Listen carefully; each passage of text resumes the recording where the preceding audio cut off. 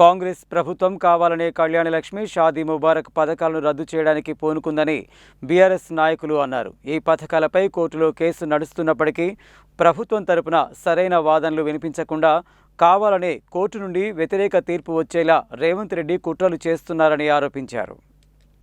తెలంగాణలో పేదల సంక్షేమం కోసం ప్రవేశపెట్టిన కళ్యాణలక్ష్మి, షాదీ ముబారక్ పథకాలను నిరంతరాయంగా కొనసాగించాలని, అలాగే డబుల్ బెడ్రూమ్ ఇండ్ల కేటాయింపులో జరిగిన అక్రమాలపై సమగ్ర విచారణ జరిపి అర్హులైన వారికి న్యాయం చేయాలని డిమాండ్ చేస్తూ నల్గొండ జిల్లా కలెక్టరేట్ వద్ద బీఆర్ఎస్ పార్టీ ఆధ్వర్యంలో భారీ ధర్నా నిర్వహించారు.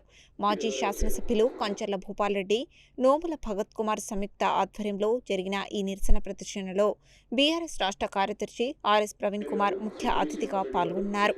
ఈ సందర్భంగా కలెక్టరేట్ ముట్టడికి యత్నించిన బీఆర్ఎస్ శ్రేణులను, నాయకులను పోలీసులు అడ్డుకోవడంతో అక్కడ తీవ్ర ఉద్రిక్తత చోటు చేసుకుంది. ధర్నా అనంతరం కలెక్టరేట్కు వినతి పత్రం సమర్పించడానికి వెళ్తున్న బీఆర్ఎస్ నాయకులను పోలీసులు లోపలికి అనుమతించలేదు. ఈ క్రమంలో జాయింట్ కలెక్టర్ స్వయంగా వచ్చి మెమోరాండం తీసుకోవడానికి ప్రయత్నించగా నాయకులు అందుకు నిరాకరించారు. కలెక్టర్ స్వయంగా వచ్చి మెమోరాండం తీసుకోవాలని పట్టుబడుతూ పోలీసుల వైఖరికి వ్యతిరేకంగా పెద్ద ఎత్తున నినాదాలు చేశారు. చివరకు గ్రీవెన్స్ విభాగంలో కలెక్టర్ను కలవడానికి పోలీసులు అనుమతించడంతో నాయకులు కలెక్టర్ను కలిసి వినతిపత్రం అందజేశారు. అనంతరం కలెక్టర్ ఛాంబర్లో ఆర్ఎస్ ప్రవీణ్ కుమార్, కంచర్ల భూపాల్రెడ్డి, నోముల భగత్ కలెక్టర్తో ప్రత్యేకంగా భేటీ అయ్యి స్థానిక సమస్యలపై చర్చించారు. అనంతరం ఏర్పాటు చేసిన మీడియా సమావేశంలో బీఆర్ఎస్ నాయకులు రేవంత్ రెడ్డి ప్రభుత్వంపై తీవ్ర స్థాయిలో ధ్వజమెత్తారు. కాంగ్రెస్ ప్రభుత్వం కావాలని కళ్యాణలక్ష్మి, షాదీ ముబారక్ పథకాలను రద్దు చేయడానికి పూనుకుందని తెలిపారు. ఈ పథకాలపై కోర్టులో కేసు నడుస్తున్నప్పటికీ ప్రభుత్వం తరపున సరైన వాదనలు వినిపించకుండా కావాలనే కోర్టు నుండి వ్యతిరేక తీర్పు వచ్చేలా రేవంత్ రెడ్డి కుట్రలు చేస్తున్నారన్నారు. బీసీ సంక్షేమ శాఖ మంత్రి పొన్నం ప్రభాకర్కు ఈ విషయాలన్నీ తెలిసినప్పటికీ పథకాలను నీరు కార్చడానికి ప్రయత్నించడం దుర్మార్గమని మండిపడ్డారు. నల్గొండ పట్టణంలో నిర్మించిన డబుల్ బెడ్రూమ్ ఇండ్ల కేటాయింపులో భారీగా లంచాలు తీసుకుని అనర్హులకు ఇండ్లను కట్టబెట్టారని నాయకులు ఆరోపించారు. దీనిపై తక్షణమే ఉన్నతాధికారులతో సమగ్ర విచారణ జరిపించి అర్హులైన నిజమైన పేదలకు మాత్రమే ఇండ్లను కేటాయించాలని వారు డిమాండ్ చేశారు. ఈ నిరసన కార్యక్రమంలో ట్రైకార్ కార్పొరేషన్ మాజీ చైర్మన్ రామచంద్రు నాయక్, జిల్లా గ్రంథాలయ సంస్థ మాజీ అధ్యక్షులు రేగటి మల్లికార్జున్ రెడ్డి, మున్సిపల్ మాజీ చైర్మన్ మందడి సైదిరెడ్డి, అభిమన్యు శ్రీనివాస్, నల్గొండ నగర పార్టీ అధ్యక్షులు భువనగిరి దేవేందర్, మండల అధ్యక్షులు తేప వెంకటరెడ్డి, ఐతగోని యాదయ్య, కార్పొరేటర్లు, మాజీ కౌన్సిలర్లు పెరిక యాదయ్య, పేర్ల అశోక్, రత్నగిరి శ్రీనివాస్, కుందూరు ప్రవీణ్ రెడ్డి, బాణవత్ దీప్ల, దొడ్డి రమేష్, గోపకుని స్వాతి రాజశేఖర్, రావుల శ్రీనివాస్ రెడ్డి, దండంపల్లి సత్తయ్య, కందుల లక్ష్మయ్య, సుంకిరెడ్డి వెంకటరెడ్డి, రంజిత్, వజ్జి శ్రీనివాస్, జహంగీర్తో పాటు పెద్ద సంఖ్యలో బీఆర్ఎస్ నాయకులు, కార్యకర్తలు పాల్గొన్నారు.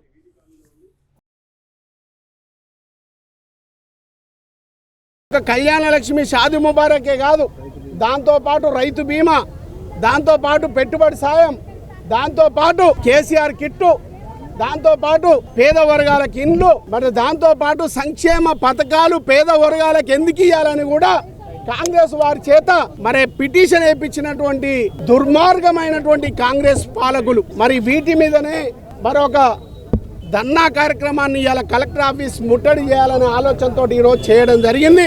ఇప్పటికైనా ప్రభుత్వం కళ్ళు తెరిచి మరి 1,116,000 రూపాయలు ఏదైతే కళ్యాణ లక్ష్మి, షాదీ ముబారక్ ఇవ్వాలనో వాళ్ళకిచ్చి అదే విధంగా తులం బంగారం కూడా ఇవ్వాలని మీరు ఇచ్చిన హామీ నెరవేర్చుకోవాలని డిమాండ్ చేస్తా ఉన్నాం బీఆర్ఎస్ పార్టీ తరఫున. దాంతోపాటు కేసీఆర్ గారి నాయకత్వంలో నల్లగొండలో డబుల్ బెడ్రూమ్లు మరి 540కి సంబంధించినటువంటి డబుల్ బెడ్రూమ్ల నిర్మాణం చేస్తే ఆ రోజు ప్రజాస్వామ్యబద్ధంగా ఎక్కడ కూడా రాజకీయాలకు అతీతంగా మరి ఎవరికి అన్యాయం చేయొద్దు అని ఆలోచన చేసి బెనిఫిషియర్స్ ఎవరైతే ఉన్నారో వాళ్ళనే లిస్ట్ తయారు చేసి వార్డు వైజ్ గా కలెక్టర్ గారు, ఆర్డీఓ గారు, కమిషనర్ గారు, అక్కడ ఉన్నటువంటి కౌన్సిలర్లు మరి అదే విధంగా ఎవరైతే బెనిఫిషియర్స్ ఉన్నారో వాళ్ళనే ఆ వార్డులో పెట్టి డ్రా తీసి ఆర్డీఓ గారి, కలెక్టర్ గారి సమక్షంలో లిస్టు తయారు చేస్తే ఆ లిస్టు పక్కా పెట్టి ఇవాళ దగ్గర 250కి సంబంధించినటువంటి డబుల్ బెడ్రూమ్లని 3 లక్షల నుంచి 4 లక్షల రూపాయలకు అమ్ముకున్నటువంటి సందర్భాన్ని గుర్తు చేస్తున్నా. అందుకోసమే ఈరోజు కలెక్టర్ గారు ఇమ్మీడియట్లీ మీరు తీసినటువంటి మీ చేత డ్రా తీసినటువంటి డబుల్ బెడ్రూమ్లు ఏవైతున్నాయో వారికే ఇవ్వాలి. వారికి ఇవ్వకుంటే ఊరుకునేది లేదు. ఏవైతే 131కి సంబంధించినటువంటి ఏవైతున్నాయో అవి కలెక్టర్ గారి గ్రీవెన్స్లో కానీ, మరి అదే విధంగా నల్గొండలో రోడ్ల విస్తరణలు చేసినప్పుడు ఎక్కడైతే ఇండ్లు కోల్పోయినరో వాళ్ళకి ఇచ్చినటువంటి ఆ 130ని మరి కలెక్టర్ ఇచ్చిన దానికి కూడా దిక్కు లేకపోతే, గ్రీవెన్స్లో ఇచ్చినటువంటి వాటికి కూడా కలెక్టర్ గారు పెట్టినటువంటి డబుల్ బెడ్రూమ్లకు కూడా దిక్కు లేకపోతే, ఆ కలెక్టర్ గారు పెట్టినటువంటి దాన్ని కూడా 2-3 లక్షలకు 4 లక్షలకు ఇవాళ అమ్ముకుంటే దుర్మార్గమో కాంగ్రెస్ పార్టీ మన కోమటిరెడ్డి వెంకరెడ్డి గారు చేస్తుండ్రో మీరు ఆలోచన చేయాలి. కాబట్టి దయచేసి వెంటనే ఎవరికైతే ఆ 250కి సంబంధించినటువంటి మళ్ళీ వార్డు వైజ్గా డ్రా తీసి అందరికి కూడా ఆ పేద వర్గాలకు డబుల్ బెడ్రూమ్లు ఇవ్వాలనేది మా యొక్క ఆలోచన అని మీ ద్వారా నేను తెలియజేస్తా ఉన్నాను. వాళ్ళ ఇల్లు తాకట్టు పెట్టి మరి వాళ్ళ పెళ్లిళ్ళు చేసుకుంటే కేసీఆర్ గారు ఇది జరగొద్దని చెప్పి పేదలు సంతోషంగా ఉండాలని ప్రారంభించినటువంటి కళ్యాణ్ లక్ష్మి షాదీ ముబారక్ పథకాన్ని కాంగ్రెస్ ప్రభుత్వం ఎలక్షన్ల టైంలో తులం బంగారంతో 1,116,తో పాటు తులం బంగారం ఖచ్చితంగా ఇస్తా అని హామీ ఇచ్చి నేడు కళ్యాణ్ లక్ష్మి తీసుకుంటూ మా తులం బంగారం ఏమైందని కాంగ్రెస్ పార్టీని నిలదీస్తున్నందుకు, అసలు ఈ కళ్యాణ్ లక్ష్మిని బొందబెట్టాలన్న ఆలోచనతో కాంగ్రెస్ పార్టీకి సంబంధించిన వాళ్ళతోటి హైకోర్టులో పిటిషన్ దాఖలు చేయడం, దాని తర్వాత కౌంటర్ ఏమని హైకోర్టు ఎన్నిసార్లు అడిగినా కానీ ప్రభుత్వం కౌంటర్ దాఖలు చేయకపోవడం వల్ల ఈరోజు కళ్యాణ్ లక్ష్మి షాదీ ముబారక్ పథకాన్ని నిలిపివేయాలని చెప్పేసి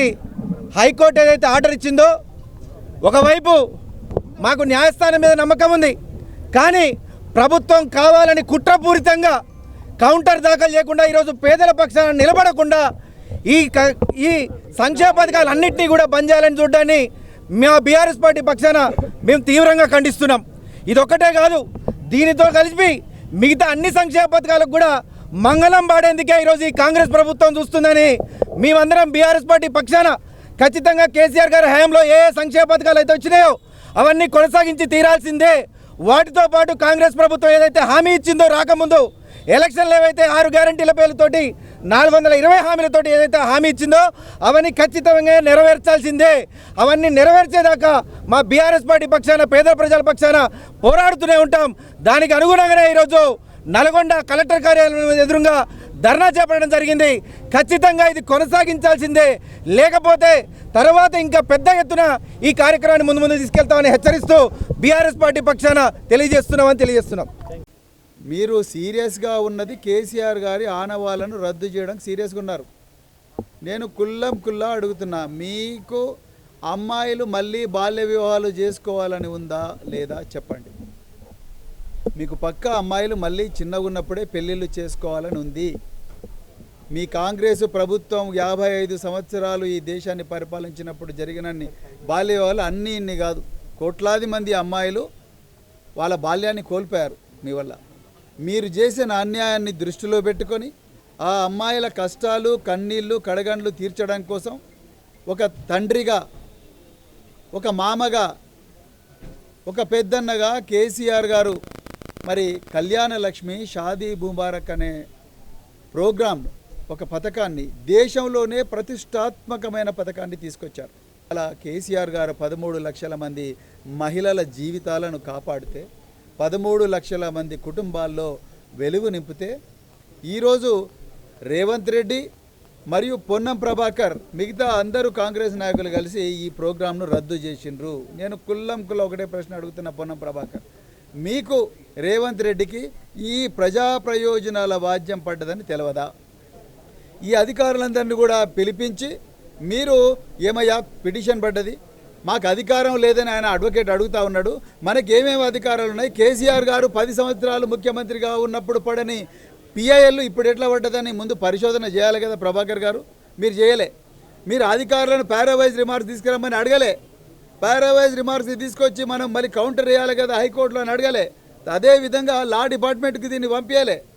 ఇలా రాష్ట్రంలో లా మినిస్టర్ ఎవరు? లా డిపార్ట్మెంట్ ఎవరి చేతిలో ఉన్నది? రేవంత్ రెడ్డి చేతిలో ఉన్నది. అంటే హోంశాఖ మంత్రి ఆయన్నే, ముఖ్యమంత్రి ఆయన్నే, లా మినిస్టర్ ఆయన్నే.